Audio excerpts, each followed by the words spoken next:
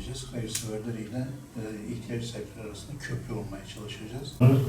Özellikle kendi illerimizdeki ihtiyaç sahiplerinin hepsine ulaşma noktasında en üst seviyedeki gayret sarf edeceğiz. Umut Kervanı İnsani Yardım Vakfı olarak girmiş olduğumuz 3 aylarla alakalı çalışmalarımızı başlatmış durumdayız.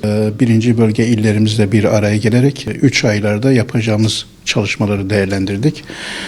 İslam coğrafyalarındaki bu zorlu, sıkıntılı durum, başta Gazze olmak üzere Suriye, Lübnan ve diğer İslam ülkeleri, özellikle Sudan ve bununla beraber yerelde yapacağımız kendi illerimizde ve Türkiye geneli, Türkiye'nin dört bir tarafına yapacağımız çalışmalarla alakalı bir istişare toplantısı yaptık ve bununla beraber sahaya çıkarak bu faaliyetlerimizi daha da ziyadeleştirerek bu çalışmalarımızı yapacağız. Çünkü hem ülkemizde, yurt içinde hem de yurt dışında hakikaten bizleri bekleyen çok kardeşlerimiz var. Onlara biz umut elimizi uzatmak istiyoruz, yardım elimizi uzatmak istiyoruz.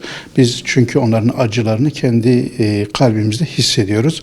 Bundan dolayı özellikle 3 aylarda yapacağımız çalışmaların daha verimli olabilmesi için il başkanlarımızla beraber burada bir istişare toplantısı yaptık ve aldığımız kararları da hızlı bir şekilde sahaya yansıtacağız. Özellikle 3 ayların ve yarın idrak edeceğimiz Regaib Gecesi'nde ben tebrik ediyorum. Tüm ümmete hayırlara vesile olur.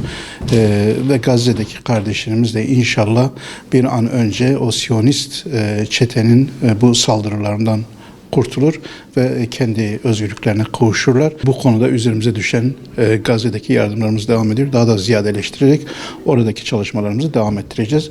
Rabbim şimdiden 3 aylarımızı mübarek eylesin inşallah.